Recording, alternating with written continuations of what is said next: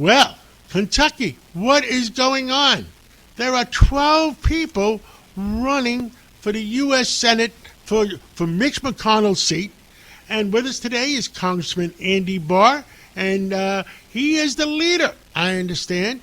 And, well, Congressman, I understand you were with President Trump on Wednesday night when he was in Kentucky. Tell us about President Trump's visit. Tell us about what's going on in Kentucky. Well, I was, John. Thanks for having me on the program. And the president was in a great mood, as he should be. He was all fired up. He came in to campaign for Ed Galrein, Navy SEAL veteran from northern Kentucky, running in a primary against my colleague Thomas Massey. President Trump has endorsed Mr. Galrein. I have also endorsed Ed because the president needs not just patriots, but people who are going to be part of the team and not vote with Democrats against the president's agenda. The president was nice enough to recognize me and how I'd been, with him from the very beginning in his first term and worked to advance his agenda. And it was great to get him to enjoy having him recognize my work with him as being part of the team. But the bottom line is we do have a thin majority in the U.S. House. We have a thin majority in the U.S. Senate. We need America First leaders who will stand with this president shoulder to shoulder to deliver on this agenda and stop the radical left from taking our country backwards. Well, you're 100% right. It's not about being a Democrat or Republican at this point. It's about the Democratic Socialist Party is trying to take over the Democratic Party, which is extremism on the far left, and that's not acceptable. I mean, and the American people have to realize it, that we need common sense, and it seems like even the common sense Democrats are afraid of the radicals. I mean, what say you? Well, absolutely. You just saw it with the State of the Union address when the president would ask a very simple, straightforward, one would think, straightforward question. Do you think that the job of the Congress is to prioritize American citizens or prioritize illegal criminal aliens? And stand up if you think we should prioritize American citizens. And the only people who stood up were the Republicans and I think Senator Fetterman from Pennsylvania, but every other Democrat refused to stand up. So, I mean, I don't think all Democrats are totally captive to the extreme far left, but that's what we're seeing in this country right now, that the Democrat Party has been largely overrun by a lot of these folks who want to repudiate our founding, who want to transform our country into something we don't recognize. That's why they want to open our borders and flood our country with people who don't understand our culture or inundate the country with poisonous drugs. It's why they want to teach our kids woke ideology in school as opposed to like the greatness of our country and the founding and celebrate the 250th anniversary of the Declaration of Independence.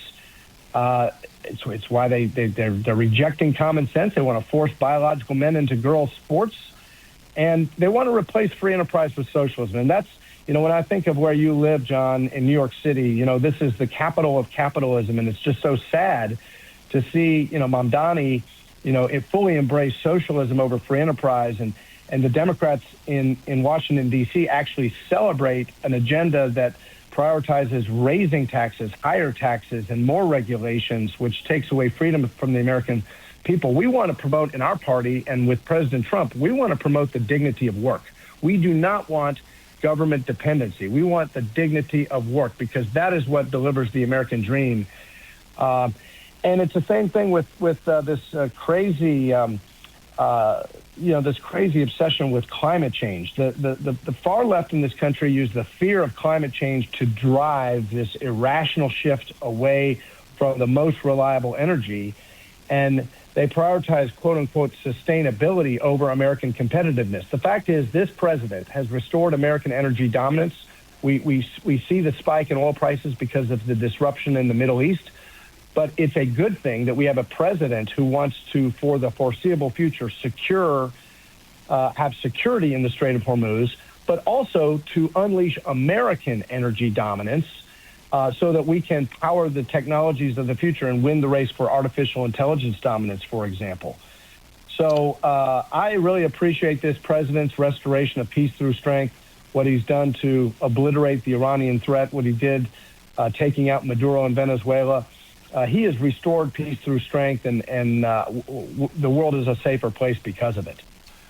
Congressman, there's 12 people running for the U.S. Senate in Kentucky, and you're the leader right now. Is that correct? Yes, there's 2 independent polls that were recently released that show me taking the lead.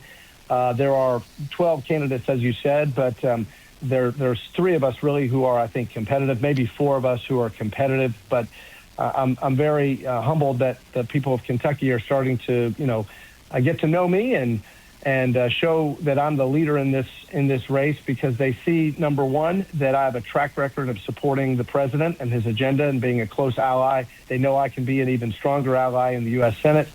They see that I have experience serving in Congress where I can hit the ground running on day one. There's no learning curve with me. I'm doing the job already. I can just do it for the entirety of the Commonwealth as opposed to just Central Kentucky in the U.S. House. And then finally, I'm battle tested. I represent the only purple swing district in the state.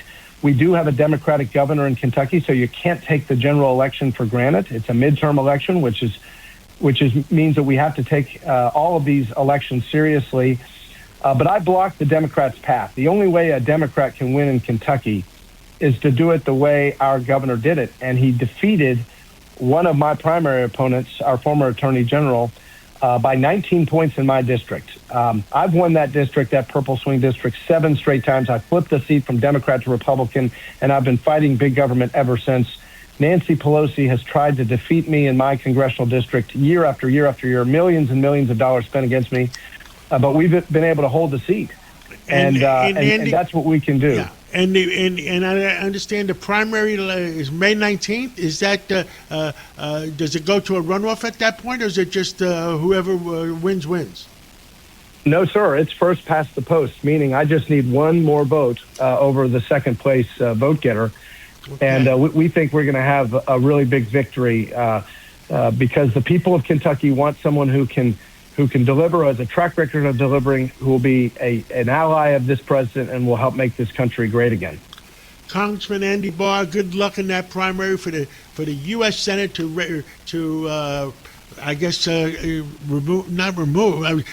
replace Senator McConnell. And thank you so much for coming on this today. Thank you. Great to be with you, John. Thanks so much. LifeLock, how can I help? The IRS said I filed my return, but I haven't. 1 in 4 tax-paying Americans has paid the price of identity fraud. What do I do? My refund, though. I'm freaking out. Don't worry, I can fix this. LifeLock fixes identity theft guaranteed and gets your money back with up to $3 million in coverage. I'm so relieved. No problem. I'll be with you every step of the way. 1 in 4 was a fraud-paying American. Not anymore. Save up to 40% your first year. Visit LifeLock.com/podcast. Terms apply.